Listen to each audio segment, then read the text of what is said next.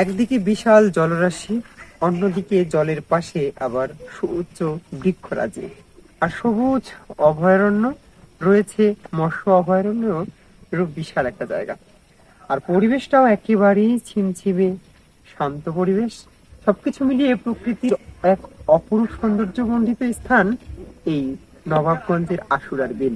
এক সময়ের জৌলুস সরানো নবাবগঞ্জের এই কাঠের ব্রিজ থেকে শুরু করে বন, বনাঞ্চল আর জলাশয় দেখার জন্য দেশের বিভিন্ন স্থান থেকে ছুটে আসতো মানুষ। কিন্তু সম্প্রতি ভরা এই বর্ষা মৌসুমের শেষে এসে যেখানে জলারসের কীর্তন দেখা যেত প্রতি বছরই, সেখানে এবার যেন একেবারেই উল্টো চিত্র লক্ষ্য করা গেছে। সম্প্রতি ফেসবুকের সুবাদে একটি ছবি ভাইরাল হয়েছে, যেখানে দেখা হচ্ছে যে একসময়ের জৌলুস সরানো এই নবাবগঞ্জের আশুরার বিলে নেই কাঠের ব্রিজ, নেই তেমন আগের মতন সৌন্দর্যমণ্ডিত পরিবেশ। সবকিছু মিলিয়ে যেন ফিকাশে হয়ে গেছে একসময়ের জৌলুস সরানো এই বন। গেল স্বৈরাচার হাসিনা সরকারের সময় তার নেতাকর্মীরা যেন এই উদ্যানটাকে নিজের মতো করে গিলে খাওয়ার এক আপ্রাণ চেষ্টা করেছিল। তারই সুবাদে গড়ে তোলা হয়েছিল দেশের সবচেয়ে বৃহত্তম কাঠের ব্রিজও। তবে সবকিছুকে একটা ব্যবসার কেন্দ্রবিন্দুও বলা যেতে পারত।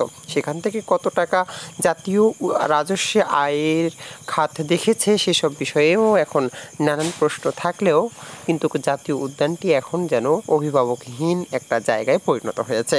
ফলে অনেক দর্শনার্থীরা বলছে যে দেশের জাতীয় সম্পদের এমন অরক্ষণাবেক্ষণ এবং এরকম হস্তক্ষেপ, দলীয় নেতাকর্মীদের হস্তক্ষেপ, পরবর্তীতে সরে যাওয়া জাতীয় সংস্কার এবং জাতীয় সম্পদের অপচয় বলেও মনে করছেন অনেকে। সম্প্রতি বাংলাদেশের উত্তরের জেলা দিনাজপুরের নবাবগঞ্জ উপজেলায় থাকা বৃহত্তম এই শালবাগানটিকে আগের মতো জৌলুস সরানো ভাবে দেখা যাচ্ছে না। এখানে থাকা কাঠের ব্রিজটিও নেই এখানকার কোনো নিরাপত্তা বাহিনী থেকে শুরু করে নিরাপত্তা। সবকিছু মিলিয়ে এক সময়ে যা দেখা গিয়েছে তা যেন এখন আর দেখা যাচ্ছে না। অনেকেই বলছে যে এক সময়ের জৌলুস সরানো এবং সকলের স্মৃতি বিজড়িত এই কাঠের ব্রিজ থেকে শুরু করে সব কিছুতেই সংস্কার করে আবারই জাতীয় উদ্যানটিকে সাধারণ মানুষের জন্য উন্মুক্ত করে দেওয়া হোক, এই প্রত্যাশাও তুলেছেন অনেকেই।